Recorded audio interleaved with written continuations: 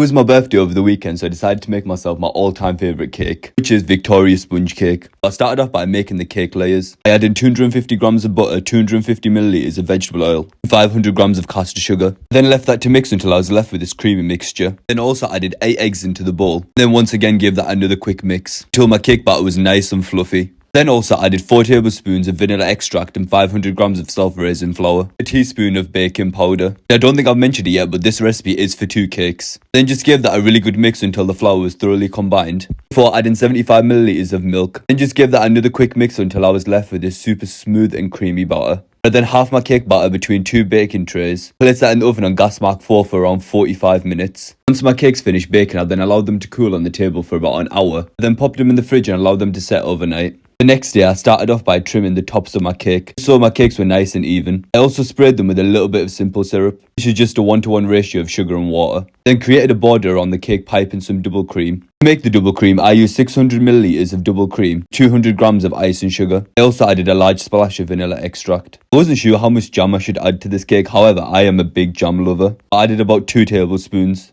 However, if you're not a very big fan of jam, you can add less. Then just placed my next cake layer over the top before repeating the exact same process. However, this time we weren't adding any more jam. Started off by covering the middle part of the cake with some double cream, where I then once again went around the cake pipe in a border of double cream. Gotta say, the cake was really coming together at this point. And of course, you can't have a Victoria sponge cake without any strawberries. I was debating whether I should leave the stalks on. However, I then just cut them off because they do become a little bit inconvenient when you're eating them. Let me know what you guys think about this. And to finish this cake off, I sieved some icing sugar over the top of the cake. I've got to say, this cake looked fantastic. I was gobsmacked at the creation I had just created. If you think this looks amazing, just wait, because that's not even the best part. The layer of double cream and jam in the middle. Oof! Stop it, guys. I want another slice already. I say this always, but no cake is ever going to top this. Now I'm running out of time. Thanks for watching. Bye.